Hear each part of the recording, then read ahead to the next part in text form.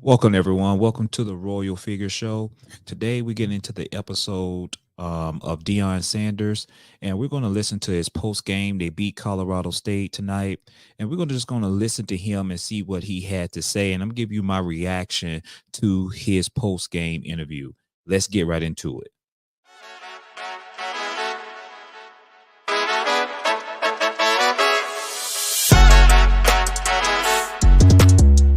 All right, everyone, here we go. Let's get it.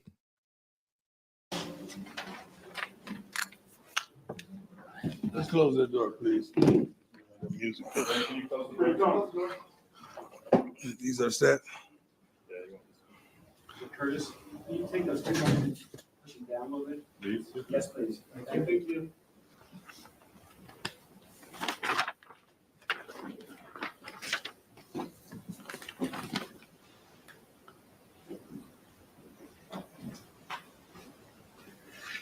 I'm sorry, I'm just looking at this.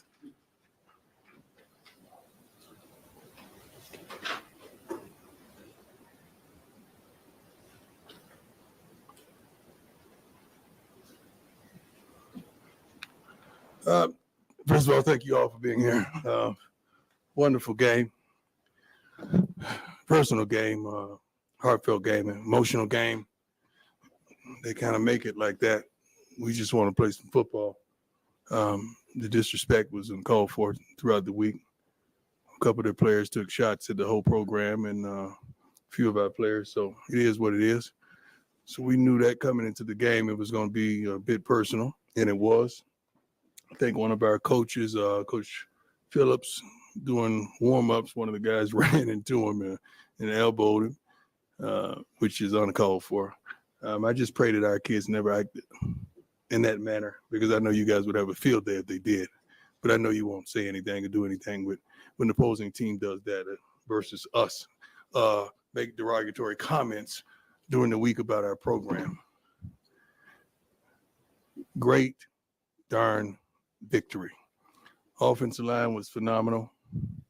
Did a great job, not only run blocking, but pass blocking as well. The defense picked up right where it left off in the second half of last week's game and started the game and kept the momentum for the entirety of the game. We're upset with the last touchdown we gave up. That was, I think it was a 4th and 1 or whatever, and they got an explosion on that, so we're not happy with that at all.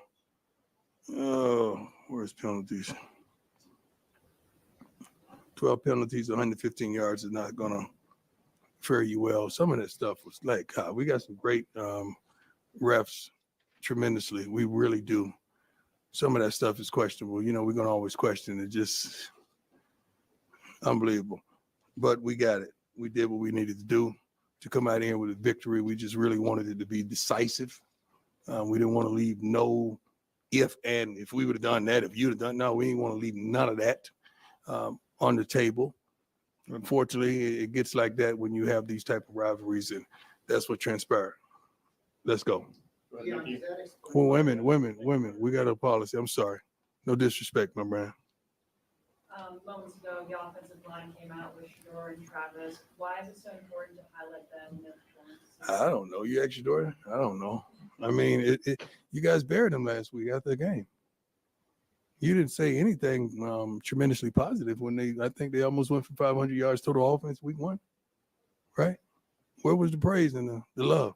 But it was a lot of hate and disdain, and here we go again. Yeah, that's what they got. I mean, these are young men. They're not old as I am and waxed with gray and have wisdom and understand how to handle the foolishness. They're not like that, man. They still with feelings and emotions. I mean, they get those text messages and that stuff they have online, and they get the DMs and they get all that stuff. And it don't make them feel well, because you're treating them like professionals. I don't mind, but just treat everybody the same, and I'm cool. Yeah, did you perceive disrespect after the board, Travis, and the number one offense being? No.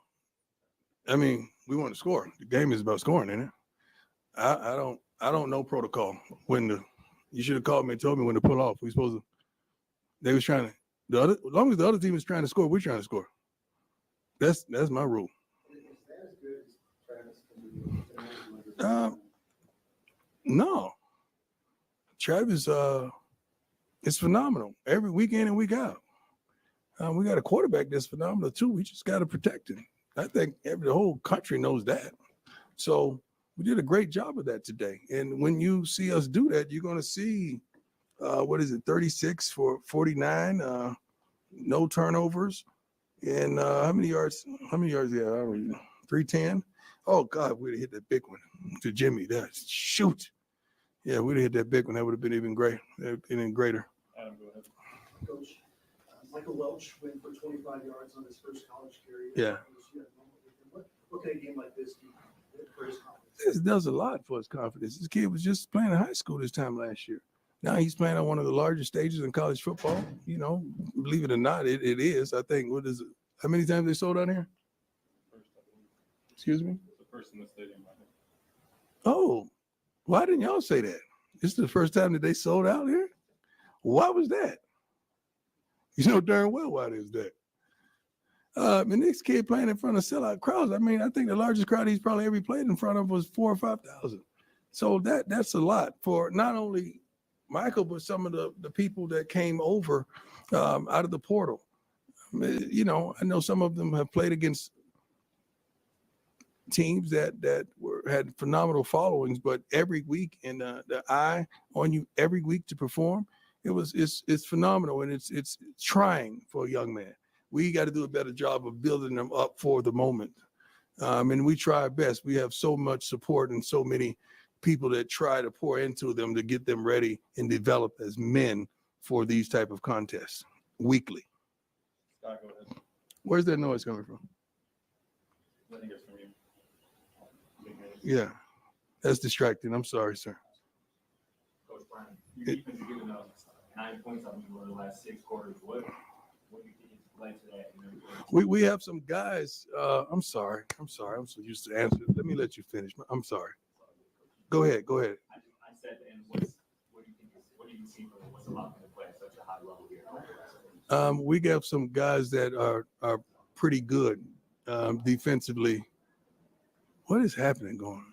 Does everybody do this or just me? These guys, they want it. No one's satisfied with their performance. I think we finally got a darn sack. We finally got a turnover. We finally got a couple of picks, which was satisfying. But these guys could play the game. They worked their butts off in practice. They worked their butts off studying film. I think the average film time is probably 3.5, 4 hours, per guy. Putting it in because we put it on the board because we want everybody to see how much each other watch film, so we understand everyone is prepared. But these guys are doing it. Shoot, Coach Rob is doing a wonderful job, man. He really is, and Pat is as well. They're doing a wonderful job with what we have to work with, and we got some guys that really want it. And we're not there yet. We're slowly but surely improving. And you'd be a fool to look at our team and say we're not improving. That's crazy. Especially with where we are defensively and what we're capable of doing offensively. Tyler, go ahead. After the game last week, you were obviously very encouraged by the second half. Yeah. Kind of sticking with that. How nice was it to see them kind of continue that in the first half? Well, the goal was to come out there and get a stop. We want to go 3 and out. You want to go, 6 and out. You want to go something and just get off the darn field without relinquishing the score. That's what you want to do. Sometimes it does not work like that, but oftentimes we would like it to. But they didn't get down. And the whole theme of this week was, what do you do when? What do you do when the defense gives up the first down? What do you do when you miss a sack? What do you do when we drop a pass? What do you do when you get called for holding? What do you do? How do you respond? That was the whole theme of the week. How do we respond? We know that happened. Let's flesh it. Now, what do you do to respond? Just following up on that quickly, Levante Bentley had a huge strip fumble close to the goal line. How much do you feel like that really kind of solidified? Well, Levante Bentley, first and foremost, has been one of our key players on our defense. I mean, this young man, he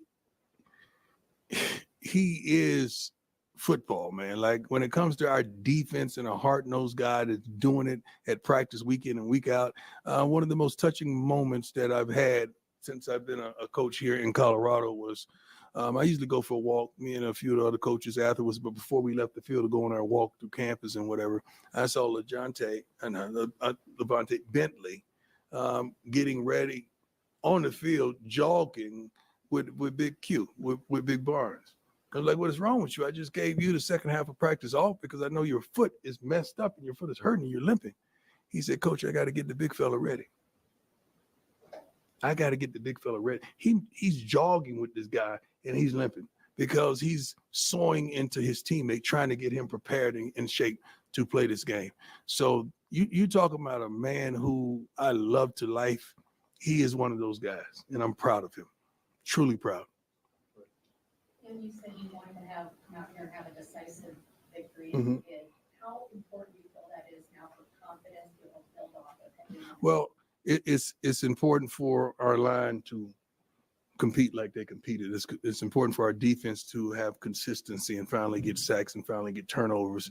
It's important for Mata to regroup and go and make sure he make that field goal now. It's important for Mate to after he shanked one to come in and land one and I think it inside the 5-yard line. So it's important for these guys to have consistency, for Shador to come back and play the game that he played. And Travis is Mr. Consistent as well. But a lot of those receivers chipped in today, and they did a phenomenal job with their targets that they had. Mark, go ahead. You mentioned earlier Colorado State's shenanigans of disrespect. Yeah. We read at the end of the first half, the quarterback ran out of bounds, bumped into Travis, told him he was too small. How stupid is that? This is Travis Hunter. Dude, this is Travis Hunter. This is Travis Hunter. Like, who does that? I wouldn't allow my kids to do that. And y'all know that. And that ought to be said. But when you allow kids to sit in an interview and talk against us, and you just got beat by 50-something in week 1, come on, dog. Somebody help me here. Am I missing something? Straight up. Tell me. I don't see where that's done in sports. That has to be allowed. Ain't nobody crazy enough to sit up there and say nothing like that. Who does that?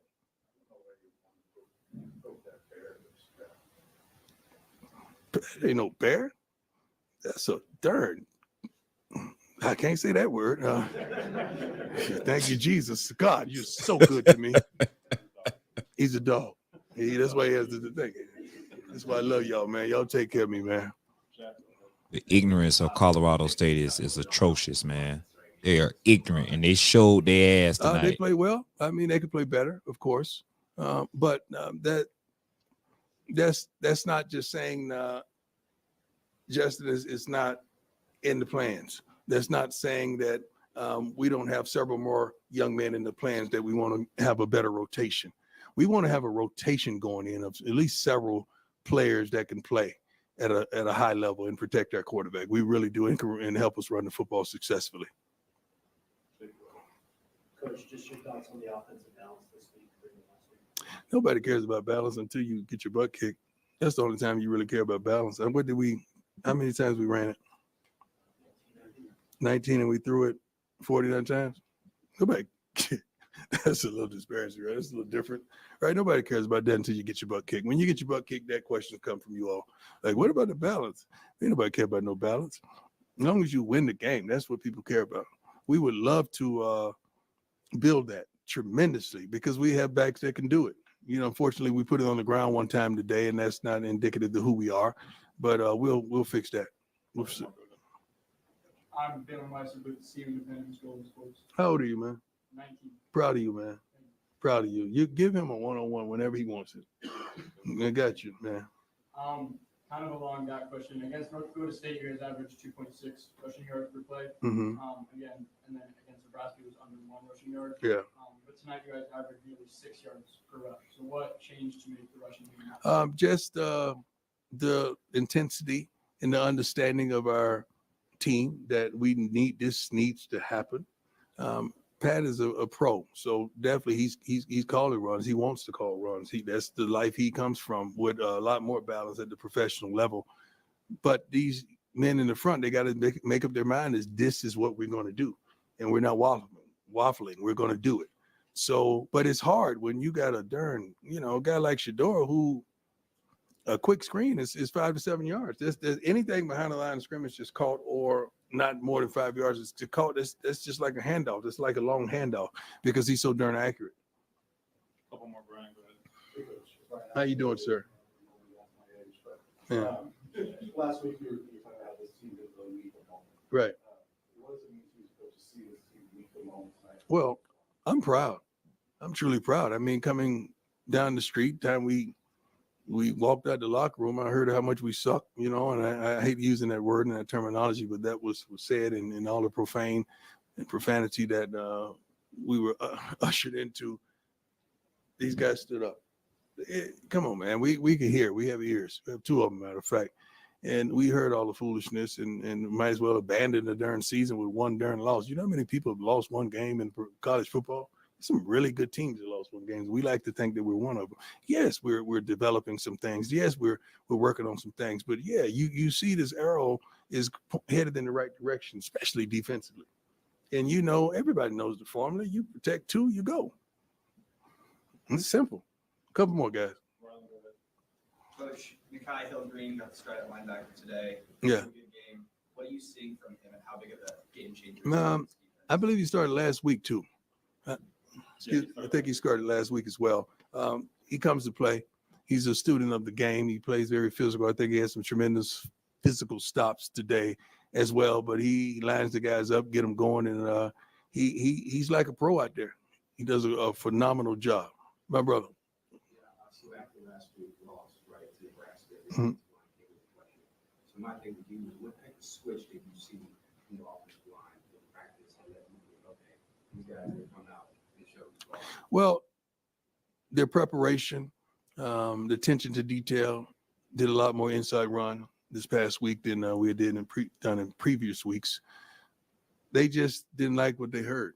I mean, it's not kind for young men to hear how bad they are consistently. It's not kind. As coaches, we could get on them as well to confirm some things, to challenge them in some manners. But soon, also during the week, I said, all right, now it's time to build them up.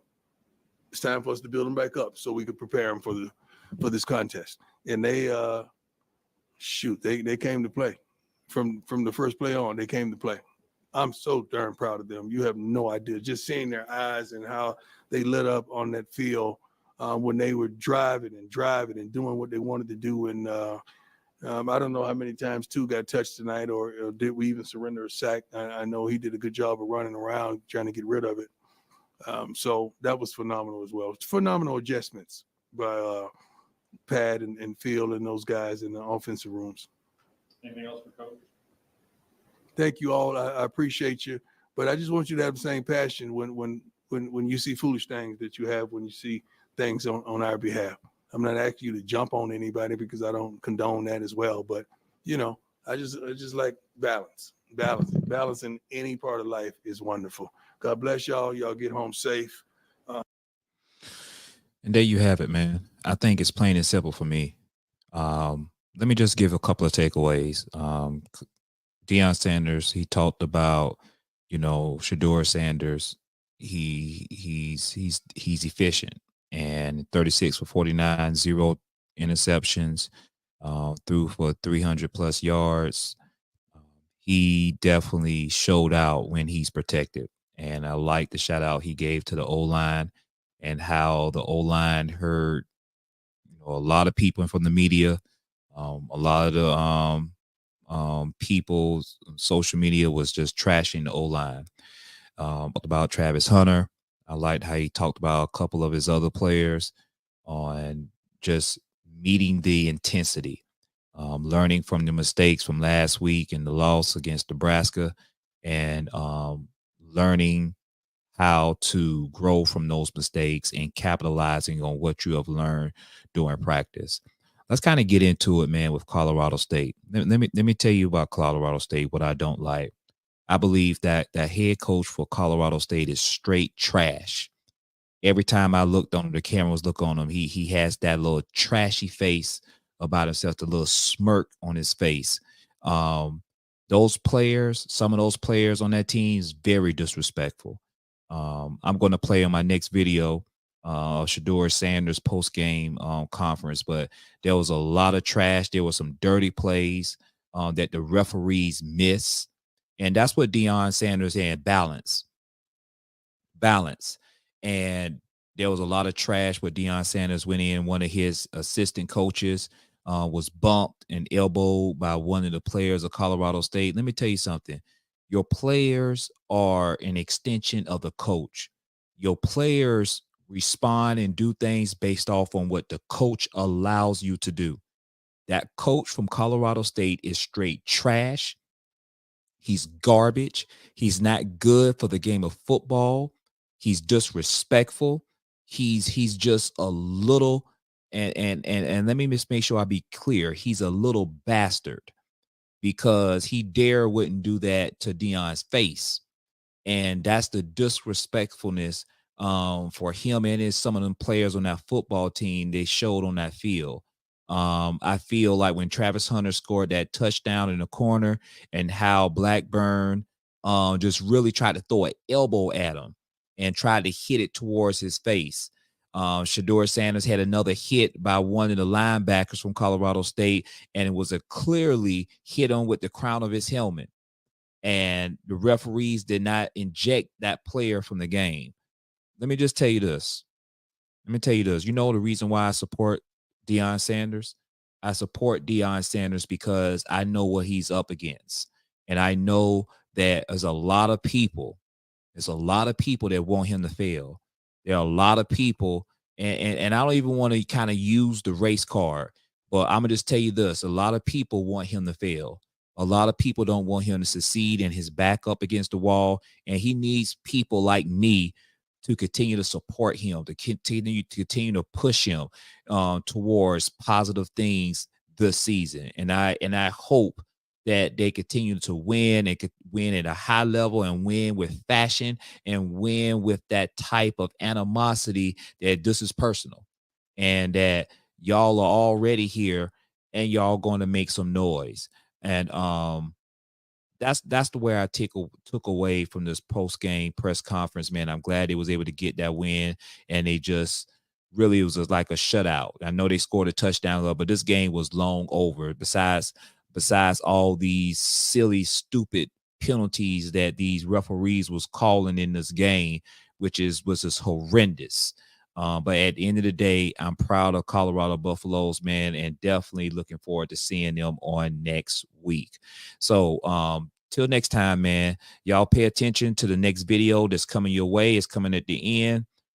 There's another video I'm going to be doing with Shador Sanders and his post-game conference with Travis Hunter. Stay tuned to the next video. Take care.